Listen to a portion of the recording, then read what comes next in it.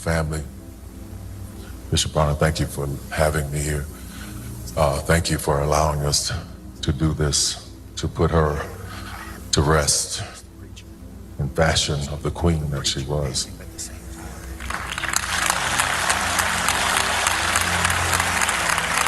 To the family, I want you to know something, especially her children. My mother died at 64, and Angie was a year younger than my mother was when she passed.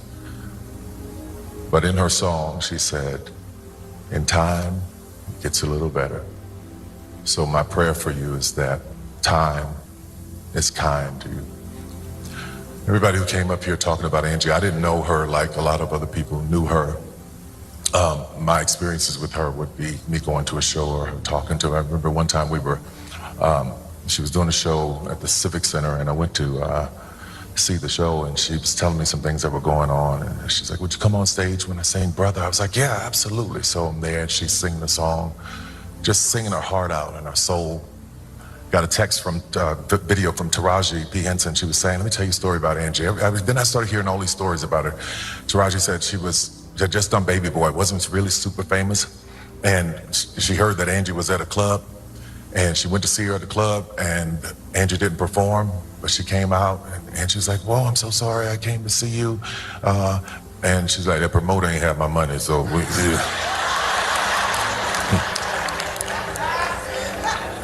I want to go down the street of those promoters and record labels and people not paying folks.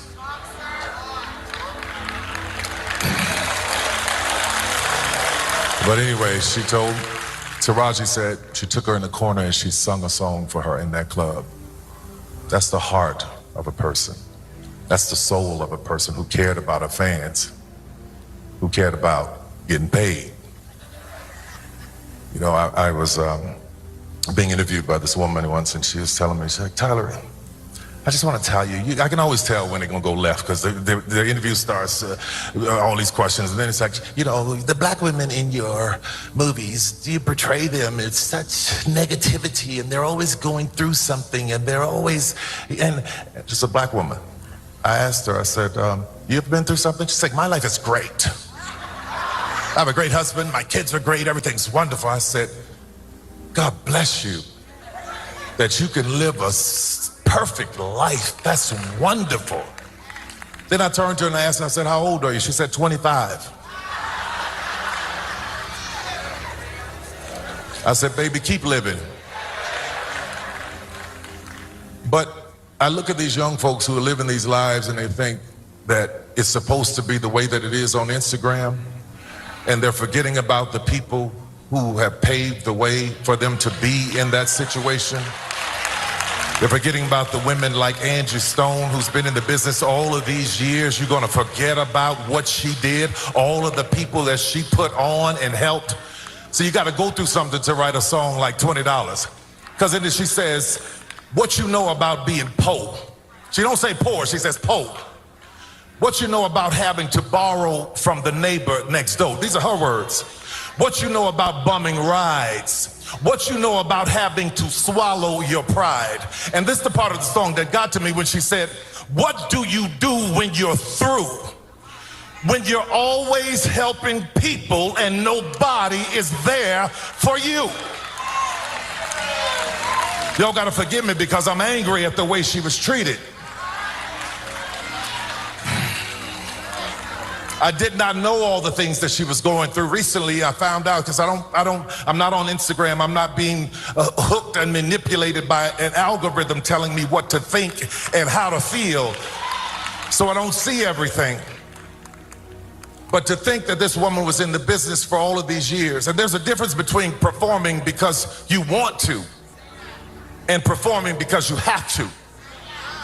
All of those years, all of those songs, all of that money that was owed to her, where is it? It's wrong. It is wrong. And I'm tired of seeing us struggle and go through things and work hard and not reap the benefits of what we were supposed to reap.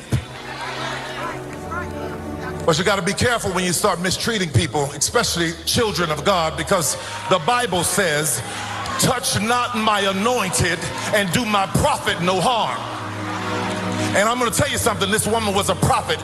She prophesied and preached her own eulogy. What am I talking about? In her song, No More Rain in This Cloud, she says, my sunshine has come. And I'm all cried out. There's no more rain in this cloud. And many of you may not know this, but I'm a pilot. And when you are a pilot, the first thing you study is the weather.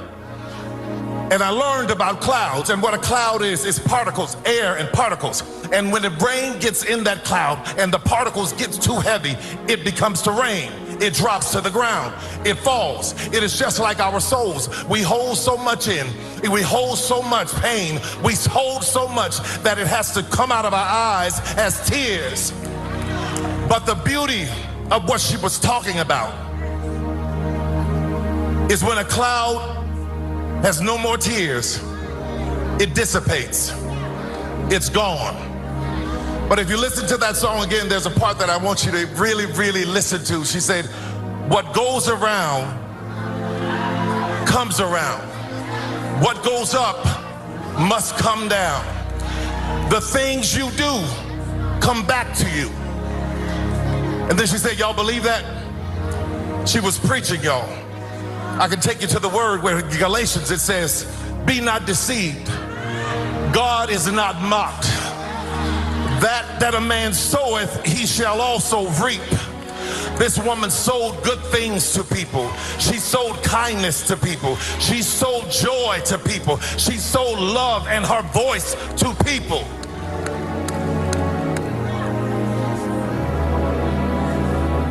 So if you are like her and like me, who get tired of helping people and watch them dog you out, if you are like her and like me, I'm going to tell you this. Don't stop doing good. Don't stop being kind.